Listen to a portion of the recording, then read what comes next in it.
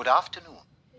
This is the BBC National Programme and Empire Service, taking you to Wembley Stadium for the closing ceremony of the Empire Exhibition, where His Royal Highness the Duke of York will read a message from his father, His Majesty King George V. 58 British colonies and dominions have taken part, making this the largest exhibition staged anywhere in the world. Remember, sir, 3 flashes, then steady red means your life. Using the new invention of radio, the opening ceremony was the first time His Majesty the King addressed his subjects on the wireless. At the close of the first season, the heir to the throne, His Royal Highness the Prince of Wales, made his first broadcast. And today, his younger brother, His Royal Highness the Duke of York, will give his inaugural broadcast to the nation and the world. Inhale deep into your lungs, Your Royal Highness. Relaxes your larynx, does it not? Cigarette smoking calms the nerves and gives you confidence. Now, if Your Royal Highness would be so kind as to open your hand.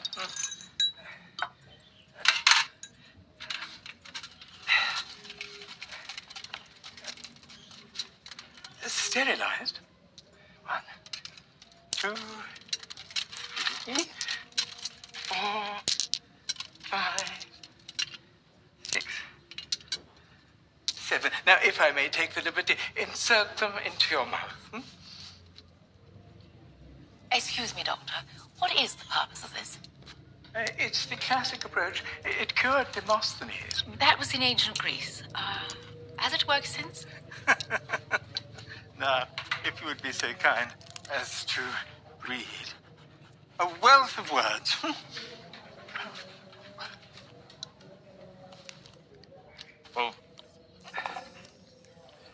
A fight against those marples, Your Royal Highness.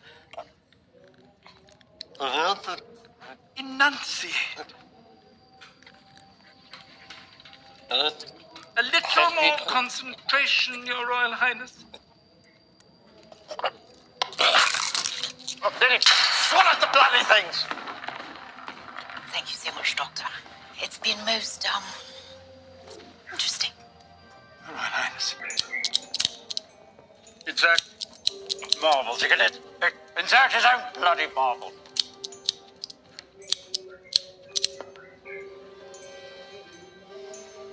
Tick-tock. Tick-tock. I can't keep doing this, Bertie. I know. Promise me. Promise me no more. Hello? Is anyone there? I'm just in the loo. Oh, Mrs. Johnson, there you are. Sorry, I don't have a receptionist. I like to keep things simple. Poor and content is rich, and rich enough. Sorry? Shakespeare, how are you? How do you do? Oh, chuffing along. Now this is slightly awkward, but I'm afraid you're late. Yes, I'm afraid I am. Where's Mr. Johnson? He doesn't know I'm here. Well, that's not a very promising start. No. No, look, my husband has seen everyone. To no avail. Awfully afraid he's given up hope. He hasn't seen me. Awfully sure of yourself. Well, I'm sure of anyone who wants to be cured. Of course he wants to be cured. My husband is, he's required to speak publicly. Perhaps he should change jobs. He can't. Indentured servitude. Something of that nature, yes. Well, we need to have your hubby pop by. Tuesday would be good. He can give me his personal details, I'll make a frank appraisal, and then we'll take it from there. Doctor, forgive me. I don't have a hubby. We don't pop. And nor do we ever talk about our private lives. No, you must come to us.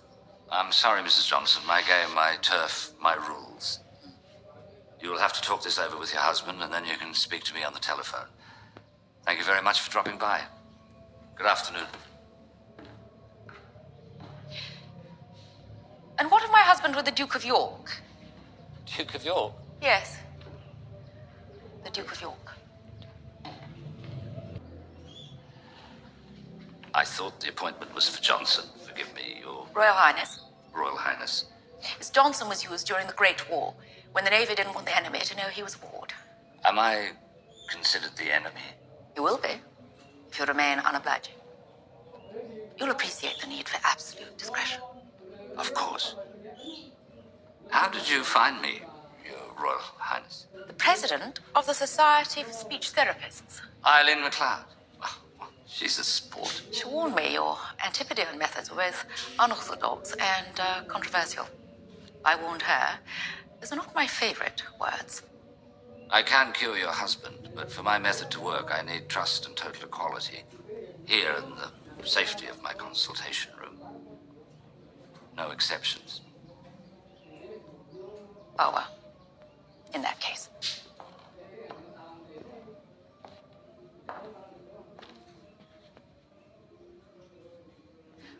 When can you start?